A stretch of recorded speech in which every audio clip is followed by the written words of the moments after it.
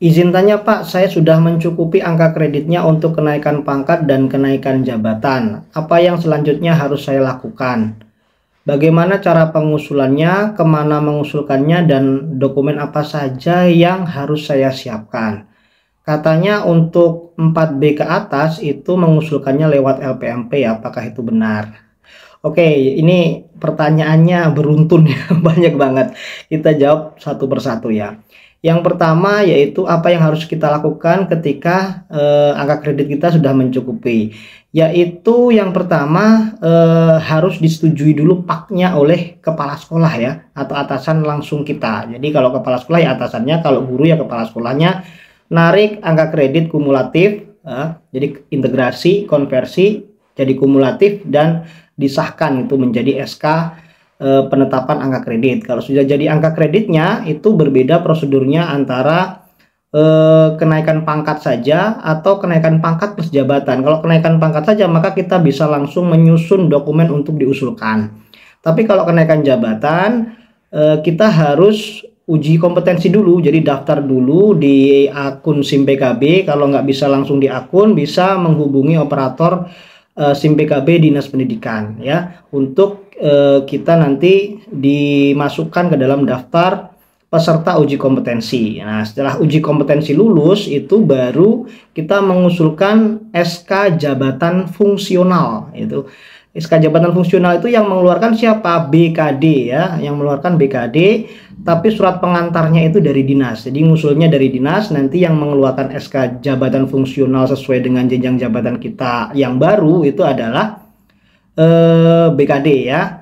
Jadi seperti itu perbedaan antara kenaikan pangkat dan kenaikan jabatan saja. Nah, setelah kita mendapatkan jakfung, itu prosedurnya sama seperti kenaikan pangkat ya. Jadi kenaikan pangkat tadi kan nggak perlu embel-embel ukom ya, dan mengurus jakfung. Jadi kalau sudah ketemu jakfungnya, kita prosedurnya sama seperti kenaikan pangkat biasa. Bagaimana caranya? Yang pertama kita siapkan dokumennya dulu ya. Apa-apa saja dokumennya itu pernah saya bahas di video VOD ya. Nanti linknya saya sertakan di komentar atau di deskripsi video ini ya. Jadi apa-apa saja yang harus dipersiapkan dokumennya. Nah, untuk mempersiapkan dokumen itu kita juga perlu lihat periode kenaikan pangkat yang disebarkan atau diedarkan oleh BKD ya. Kalau sekarang ada 6 kali kenaikan pangkat di dalam 1 tahun, itu apakah BKD-nya juga sama atau tidak, itu tergantung dari daerah masing-masing ya. Jadi seperti ini contohnya. Ini ada contoh dari surat dari Dinas Pendidikan, bisa dilihat.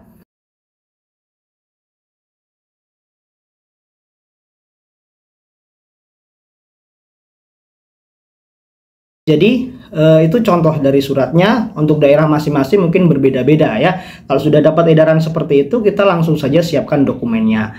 Kalau sudah siap dokumennya, maka kita langsung usulkan ke Dinas Pendidikan dulu. Jadi surat pengantarnya itu pasti dari surat pengantar dari Dinas Pendidikan kolektif ya. Misalkan ada 12 guru untuk satu provinsi atau satu kabupaten misalkan yang ingin kenaikan pangkat, nanti dia daftar usulannya itu satu ya.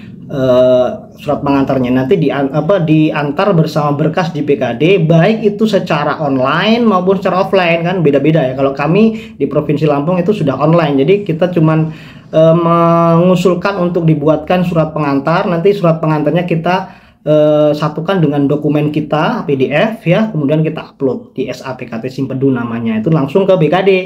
Tapi kalau manual ya nanti surat pengantarnya dibawa ke PKD bareng dengan berkas-berkas yang kita siapkan. Nah, kemudian nanti kita tinggal tunggu ya. Biasanya pengumumannya itu lambat banget ya. Dan kalau kita nggak sabar lihat pengumuman apakah SK kenaikan pangkat dan jabatan kita itu sudah jadi atau belum, kita bisa cek di My CASN sekarang. Kalau dulu namanya My SAPK BKN, kalau sekarang namanya My CASN ya. Itu bisa dilihat nanti apakah pengusulan kita itu di riwayat jabatan atau riwayat pangkatnya sudah muncul ya. Kalau sudah muncul berarti kita tinggal tunggu SK fisik dari BKD-nya seperti itu. Jadi itu sudah disetujui ya, kalau di MySCASN itu sudah muncul. Nanti tinggal kita tanyakan ke BKD apakah SK fisiknya itu sudah jadi atau belum. Nah, kalau sudah jadi, gas amprah ke Biro Keuangan. Nanti gaji kita akan naik, kemudian data jabatan kita juga naik. Kemudian hubungi operator sekolah juga untuk nanti diinput di Dapodik. Seperti itu ya. Itu langkah umumnya ya. Nah, kemudian yang pertanyaan terakhir, apakah kalau 4B ke atas itu harus lewat LPMP? Nah, ini yang biasanya jadi rancu ya. Jadi untuk LPMP itu kan zamannya belum terbit Permenpan RB nomor 1 tahun 2023, itu kan kita masih mengusulkan dupak ya. Untuk 4A ke bawah itu masih lewat kabupaten, dinas kabupaten atau dinas provinsi ya. Tetapi kalau 4B ke atas dulu dupaknya itu harus lewat LPMP, kemudian diantar ke pusat ya, ke Dirjen GTK, baru kita dapat pak ya. Jadi kalau sekarang kan tidak perlu lagi kita mengusulkan dupak ya ke pusat ya, jadi langsung dari penilaian konversi dari kinerja, jadi nggak perlu lagi kita mengusulkan dupak lewat LPMP. Jadi fungsi LPMP dulu itu bukan untuk kenaikan pangkat Bapak Ibu. Jadi fungsi LPMP itu hanya untuk mengusulkan dupak. Nah, kalau sudah jadi dupak dari pusat sana, dari kementerian, kan kita tetap mengusulkan lagi untuk kenaikan pangkat atau kenaikan jabatan yang prosedurnya sama seperti yang saya kemukakan sebelum ini tadi ya. Jadi prosedurnya sama, jadi lewat dinas, kemudian diusulkan ke BKD ya. Seperti itu ya prosedurnya. Jadi kalau pengusulan pangkat dan jabatan walaupun 4B ke atas ya tetap aja lewat dinas, diusulkan kemana, ke BKD setempat ya. Kalau tidak sabar menunggu hasilnya, bisa kita cek secara berkala di MyCASN atau MySAPKBKN. Kalau sudah muncul, kita tinggal tunggu saja kapan SK fisiknya itu terbit, sehingga kita bisa input kemana-mana ya, ke Simpedu, ke gaji berkala, kemudian ke operator Dapodik supaya sertifikasi kita juga nanti nambah ya duitnya, nambah pajaknya juga ya. Oke, seperti itu ya teman-teman, gambaran umumnya semoga bisa membantu dan mencerahkan teman-teman bahwa prosedur kenaikan pangkat itu sebenarnya bisa kita laksanakan sendiri tanpa harus pakai calo. Oke, terima kasih dan sampai ketemu lagi.